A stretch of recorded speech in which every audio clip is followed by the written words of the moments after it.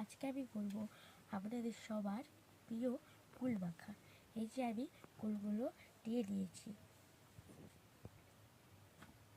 এবারে আমার কুলগুলো সব কাটা হয়ে গেছে, আপনারা দেখতেই পাচ্ছেন। কুলগুলো আমি একটা পাত্রের মধ্যে রেখে দেব।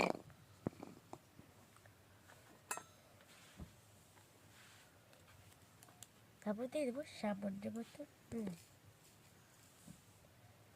তারপর দিয়ে দেবো সামান্য লঙ্কা গুঁড়ো, তারপর দিয়ে দেবো সামান্য ভাজা মশলা,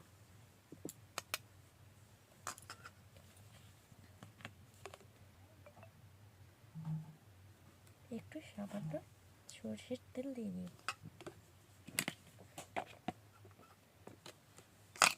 তারপর কুলটাকে ভালো করে মেখে